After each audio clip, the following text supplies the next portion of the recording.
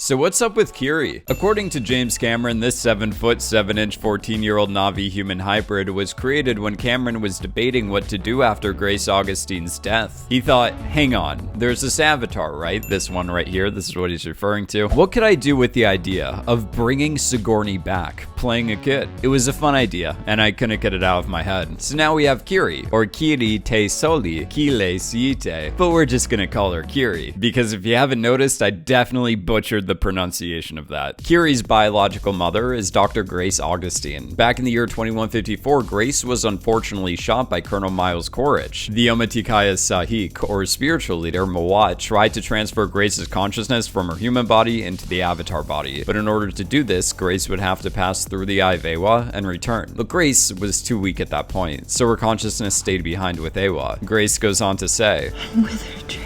Since Grace's mind was unable to make the transfer, the Avatar body stayed behind in this vegetative state. However, out of nowhere, this body became pregnant, and then Kiri was born in the year 2155. After this mystery birth, Kiri was adopted by Jake and Neytiri Sully, and she was really accepted as one of their own. But wait, hold on one second. Who is Kiri's biological father? Where is Kiri getting all these powers from? And why wasn't Norm Spellman in the film more? These are just some great questions myself, and let's start by answering all of them. Kiri is an interesting cookie. Cameron would describe her as essentially a fish out of water character, or if you're in his writer's room, he would consider her an unfish in water character.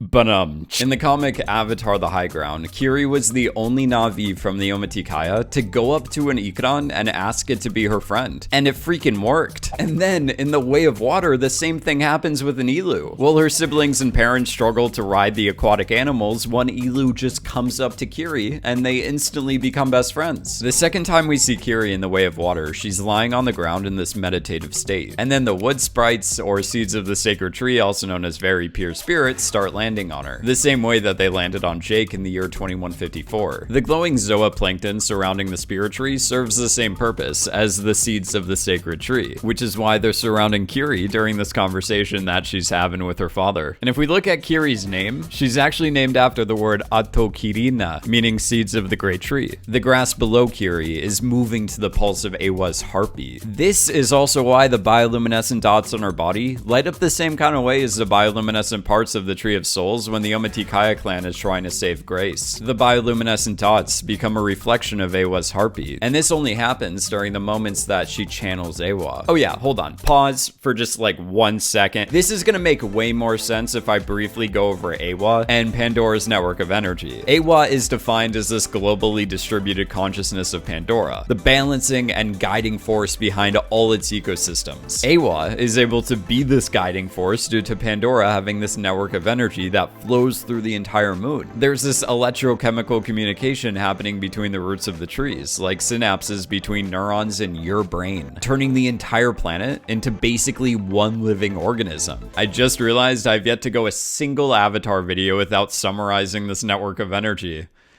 But anyway, this is a global network that is connected by all the plants and tree roots on Pandora. The Na'vi can use sacred locations to access this network, like the now bulldozed Tree of Voices, or the Tree of Souls, or the Spirit Tree. They can access this network using Sahelu, or the Bond, attaching their cues to the vines or tendrils of the tree depending on if you're above or below water. Fun fact about the Cove of the Ancestors, this is another place that causes a flux vortex, mainly due to the magnetic fields paired with the properties of unobtainium. And oh boy, there is a massive amount of unobtainium underneath the spirit tree, meaning it's the Metkaina equivalent of something like the Tree of Souls. When Na'vi from the Metkaina use the spirit tree to access the network, they usually have a diving partner to watch over them. The tree is protected by larger sea creatures, but I guess they don't watch over the Na'vi. Once the Na'vi is plugged into the sacred tree, they don't have to worry about breathing, because the tree provides oxygen to the Na'vi using the bond. Sometimes the memory can be so emotionally taxing that they need their diving partner to help them return to the surface after disconnecting from the tree. Also, the spirit tree adapts to its surroundings. At low tide, the branches or tendrils retract, and during high tide, they expand. Once a Na'vi makes a bond with any of these trees, they can essentially upload and download data. So the Na'vi, like in the Metkaina clan, go to the spirit tree to essentially upload their thoughts and memories to Eywa. You can visibly see this network when Grace is showing Norm the tree roots during their first outing together in 21 2154. And in Jake's vision during the Dream Hunt ceremony, he is shown this grander vision of the images that Grace was showing Norm, as he sees the entire network of energy in the roots of Home Tree, the surrounding trees, his own body, everyone else's body, and seeing how everything is connected and how it's in constant communication with each other. Seeing clear as day that this network connects everything on the moon. To me, this is the most important thing to make note of when trying to better understand Kiri. Eywa tries to keep everything in perfect equilibrium, so sometimes the Great Mother will intervene in relations on the moon, like sending every Ikran, Viper Wolf, Hammerhead, Titanothere, Thanator, and basically the entire animal kingdom after the humans in the year 2154.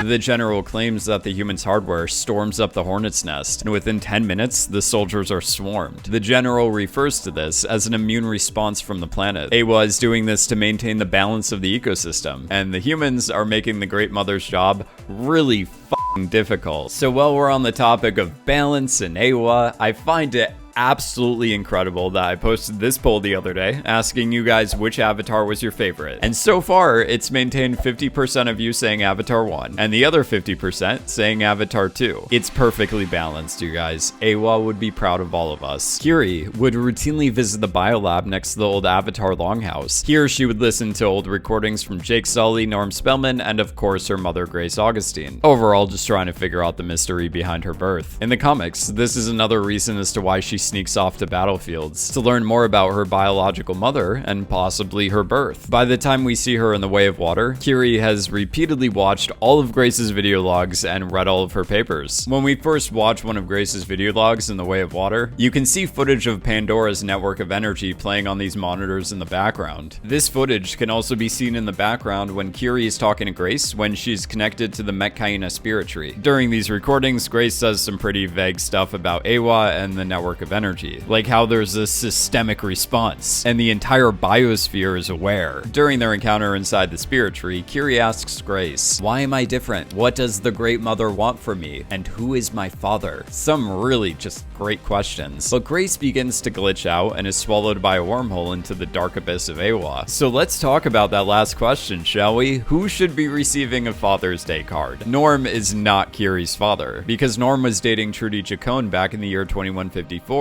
The human/RDA technology, however, may shed some light on who the father actually is. At the Bridgehead settlement, the RDA's Neurolab brain imaging booth is essentially the human equivalent of the Tree of Souls, as it senses and manipulates neural states in the brain, resulting in the machine being able to read visual memories in real time, and then very accurately display those memories along with brain activity using holograms. In the Way of Water, when Spider is getting interrogated using the brain imaging booth, the PsyOps crew make note that his brain activity is peaking in the prefrontal cortex. Then when Kiri has a seizure after making the bond with the sacred tree, Norm and Max explain that high amounts of activity was happening in the prefrontal cortex of her brain, writing it off as frontal lobe epilepsy. The Avatar program was shut down in the year 2154 by Parker Selfridge. "I'm shutting down the Avatar program." The humans took this peaceful PsyOps program and then turned it into the war-driven Recom Program. It's also referred to as Project Phoenix, which is why you see it written on their clothing right here. The idea was simple: make human Na'vi hybrid warriors, with their slogan being, "We will tread on you," because it wouldn't be Avatar without this stuff being really on the nose. The RDA built upon the pre-existing Avatar link system, as they figured out how to put a human brain in an avatar with no need for a link system or an avatar driver. The RDA made these things called backups, which are little storage devices containing all the individual's memories, personality, etc., overall creating duplications of anyone from a SecOps crew. Then they shoved the contents of this backup into an avatar brain that was made from the DNA of a Na'vi and the DNA of a human. The RDA is doing this for two reasons. Reason number one is that they're finding it beneficial to send back soldiers who already have experience on Pandora, as these soldiers know the environment and their enemy better than a bunch of newbies. Reason number two is perhaps the most important reason, and that would be in order to bypass the immune response of Eywa, as Eywa is protecting places like the Omatikaya's high camp camp in the Hallelujah Mountains. Using human technology or being a human kinda makes you a prime target on Pandora. Spider even claims that when he paints his body with blue stripes using Spartan fruit dye, the animals respect him more. You can see this when the Colonel and his squad first land in the forest, as the Viper Wolves completely ignore them. Sorry, I'm getting carried away. The reason I'm bringing up the Recoms program is because in each film, the human technology is a reflection of the capabilities of Eywa and the network of energy on Pandora. The first Avatar is focused on the link system to transfer human consciousness into an Avatar body. The Tree of Souls is able to accomplish this same feat by transferring Jake's consciousness into his Avatar body. As I discussed earlier, the brain imaging booth is the human equivalent of a Na'vi seeing their memories by connecting to something like the Spirit Tree. In The Way of Water, the humans introduce consciousness duplications, and we see the Na'vi equivalent right here. That's what I think is happening. There is no father. Grace's spirit, or part of her spirit, was simply reborn using an Avatar body, which would explain why Kiri is exactly like Grace. Looking back at Avatar 2009, this was kind of hinted at. The way Grace and her Avatar are making the bond with the Tree of Souls looks like they're both fetuses with their own umbilical cords. This scene is showing us Grace's death, but the imagery within it is possibly hinting at her rebirth. I was watching Avatar the other day because, you know, that's basically been my month. I noticed that a lot of the time Grace was very jaded, mostly because of what was going on with the humans and the Na'vi. But the times that Grace was happiest and being her true self was looking at Pandora's network of energy, seeing the Omatikaya children again, researching the Tree of Souls. Or my favorite scene where she explains the network of energy to Parker Selfridge. It's a global network and the Na'vi can access it. They can upload and download data,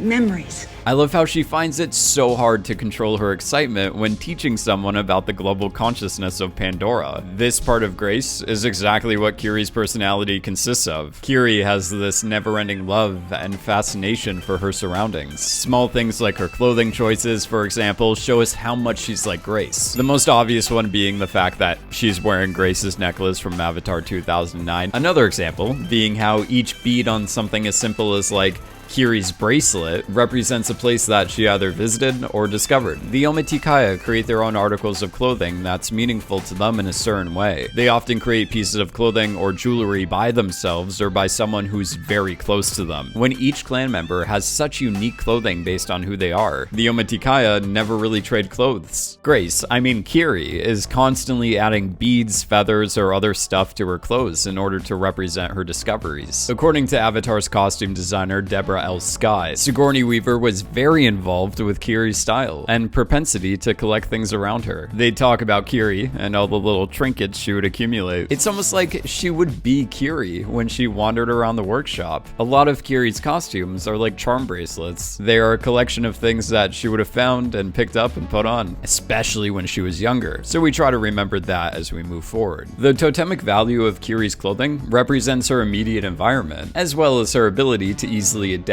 to her surroundings. Because just like her mother, she studies botany. Kiri starts by wearing this green shawl, you know, something that's emblematic of the rainforest. Then when the Sullys go on their road trip to the reef, we see Kiri wearing this braided reef top with algae hanging from it. The shell at the center of this top is supposed to represent the Eye of Eywa, or a seed from the sacred tree, symbolic of her extremely close relationship with the Great Mother. Back in 2154, Jake was chosen by Eywa, so it's not hard to believe that Grace, or reincarnated Grace, or Grace's daughter, would be chosen as well. The Na'vi say that we live in Eywa, and Eywa lives in us. In Kiri's case, she's experiencing an amplified connection to Eywa. Avatar 2009 showed us that Eywa's heartbeat is constantly traveling through this network of energy, and the heartbeat is made visible through the bioluminescence when the Omatikaya is bonded with the Tree of Souls. Kiri mentions that she can feel Eywa, and that she can hear her breathing and hear her heartbeat. This strong connection with Eywa is why Kiri feels the connection to everything on Pandora. It took time for her siblings to adapt and grow accustomed to the ways of the Metkayina clan, like taking the definition of a moment to learn how to ride an ilu or breathe underwater for long periods of time. However, these things just came natural to Kiri. The second she jumps into the water, she's at peace with her surroundings. So I guess she's the fish in water out of her three siblings, as we watch them come up for air twice, and within that time, Kiri was just vibing underwater. Cameron went on to talk about Kiri's first dive in Entertainment Weekly, saying that she's a person who's very connected to the world around them, far beyond a normal Na'vi, to the animals, to the plants, and to the rhythm and balance of life. When she jumps into the ocean, she has this transformative experience. Kiri carries with her a medicine pouch at all times, as she is a botanist who's incredibly knowledgeable when it comes to the plants of Pandora, following in her mother's footsteps as Grace wrote the book on Pandoran botany. At one point, Kiri even goes up to Mawat to suggest that she use Yarna bark to treat Neteyam's wounds. So at this point, Kiri knows more than the Sahik of the freaking clan. When Spider wakes up Kiri, who is lying in the grass and feeling the heartbeat of Eywa, she goes like, I was doing that thing again, wasn't I? That thing that she's referring to is basically her channeling Eywa. Remember in The Way of Water when the kids make their way over to the link station where the colonel was killed? In the High Ground comic, the kids go over to a similar crash site where they come across an old SA-2 Samson. Spider enters the Samson, thus adding weight to it and causing it to fall from the vines that were keeping it up. Kiri and Took were on these vines when the Samson just decided to leave. So Kiri and Took end up hanging from the vines and holding on for dear life. The first thing Kiri does is call on Eywa to protect her and Took. Then suddenly, like out of nowhere, Kiri's eyes glow up and she calmly handles the situation. First by getting Took down from the vines and then herself. When she lands, she goes like, was I doing something weird again? The same exact thing happens at the end of The Way of Water. Because of her close connection with Eywa, Kiri is able to understand the Way of Water without necessarily being taught it. The water is an extension of Pandora's network of energy. The network has no beginning, no end, and it connects all things. This is how Kiri is able to use her Q to connect with a daisy anemone, to control another daisy anemone, and save the day, as she uses the plant's venomous tentacles to inject the humans with said venom in order to make the humans stop moving so the aquatic plant can throw the humans down its mouth and then start breaking down their bodies using digestive enzymes. Yeah, that scene is less moving the more you know about it. But just in case you were wondering, yeah, the scuba diving team definitely dies. At the end of The Way of Water, Kiri is able to form pathways using large amounts of hammerhead squids. These glowing yellow squids form a path so that Kiri can navigate through the ship in order to find her family and get them the heck out of there. At that moment, these cute little squids are representing the Way of Water. It's the same kind of pathways that we saw from the network of energy in Dream Hut or in Grace Augustine's research. When Kiri goes into full Eywa mode, I noticed that she's less of an awkward teenager and more of an adult, even sounding more like her mother. After Kiri gets Neytiri and Took out of the sinking ship, she thanks the Great Mother for her guidance. In the High Ground comics, and at the beginning of this film, Kiri is kind of unaware of when she goes into the state of channeling Eywa, but at the end, she's fully aware of her presence. There's a really good quote from Mawat in the High Ground comics where she claims that Eywa will provide, but she does not drive the arrow into the animal for us when we hunt. We do. And that perhaps Jake was the arrow they needed to drive into the heart of their enemy. I feel like even though Kiri is more passive because she takes after her mother, Kiri is metaphorically the new arrow. Oh, and speaking of Kiri, Kiri is very accepting of a human among the Omatikaya, that human being Spider or Miles, a 16-year-old who is a good height for his friends being Na'vi, as he himself is 6 feet tall, meaning he's only 1.5 feet shorter than Kiri. Kiri ended up giving him the loving nickname Monkey Boy, claiming that he's like the brother she never had, even though she already has two, or had to. Spider was orphaned by the war between the Na'vi and the humans in the year 2154, his father being Colonel Miles Quaritch and his mother being Paz Socorro, a pilot who was killed by a Na'vi warrior during the war. Spider would have gone back with the humans as they were getting forced off the planet, but they couldn't put babies in cryostasis. So he was fostered by a human family on Pandora, where he spends most of his time with Kiri. Being an orphan herself, Kiri can definitely relate to Spider, and I feel like that's where their friendship really stems from. Also, Kiri has taken Took under her wing, showing her stuff like paying respects to Ikran, watching the decayed animal getting taken back into the moon by the vines, teaching her that it's returning to Eywa. But enough about Took. Back to Spider. So at times, Kiri gets peanut butter and jealous of Loak and Spider's relationship. Loak loves Spider, but doesn't view him as a brother. He views him more as like a cousin. Jake is indifferent when it comes to Spider, referring to Spider as a stray cat. Neytiri, however, claims that Spider belongs with his own kind. When the kids get in trouble for their Samson shenanigans, Spider takes the blame, and Neytiri goes like, oh, of course, it's like always you worthless piece of sky people, and then just goes for him, telling him to stay away away from Kiri. Neytiri absolutely still hates the sky people, so she kind of, what's the word? What am I thinking of? Oh yeah, doesn't like Spider at all. Earlier in the comics, there's this moment where Neytiri wants to give thanks to Eywa as a family, and then out of nowhere, Kiri comes in and is all like, hey Spider, why don't you come with? And then Neytiri says, excuse me, Sigourney Weaver's miracle child, this is a family gathering. Spider is like, don't worry, I can read a room. You're good. But then Kiri doubles down and says he is part of the family. Neytiri just does not handle it well. At times, Neytiri claims that she wants to bite Spider's head off. And honestly, at the end of The Way of Water, when Spider observes Neytiri in full mama bear protecting her cubs mode, it was like all of Spider's worst fears coming to life. To be fair, I think Neytiri was being a little unfair, not necessarily for hating the Sky People. I mean, after all, the Sky People did kill her father, her sister, Sute, a lot of the Omatikaya clan, and later on even her son Neteyam. In the year 2169, more than half of the remaining humans at Hell's Gate just straight up abandoned the Na'vi when the RDA returned. Oh, I almost forgot, they also killed her Ikran. The Sky People also destroyed the Tree of Voices and wanted to destroy the Tree of Souls. Destroying the Tree of Voices resulted in basically erasing the entire memory of her ancestors, including the memory of people like her sister who recently passed away due to said Sky People. They mined precious metals from the ground, and now they're just trying to take over the entire moon. And they broke her father's bow, the same one that Atu Khan gave her to protect the Omatikaya clan. You know,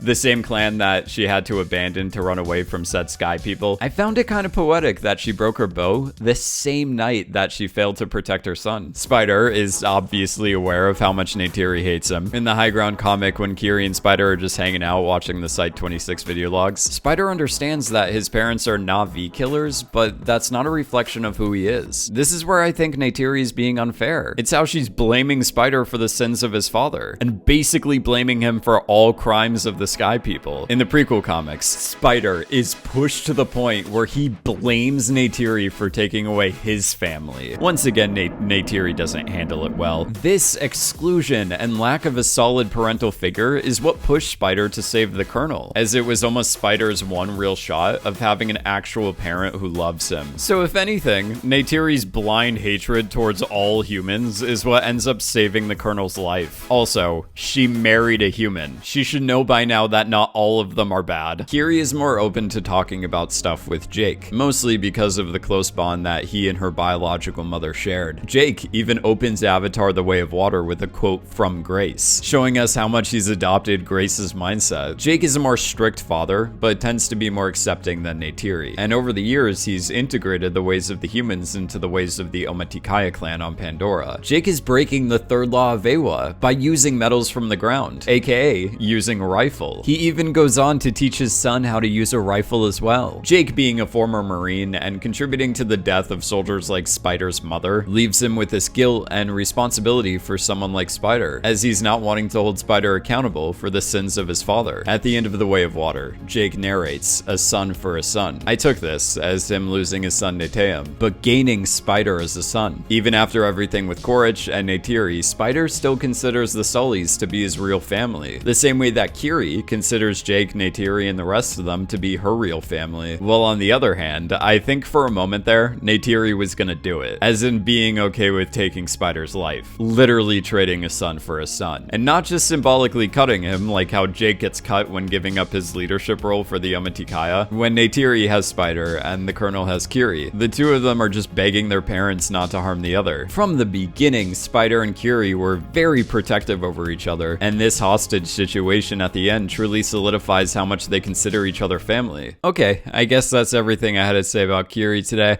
I'm gonna go get some sleep. Thanks for watching, and if you want to see more videos, let me know in the comments. Well, videos specifically talking about Avatar, let me know in the comments. Oh, and before I forget, thanks for watching.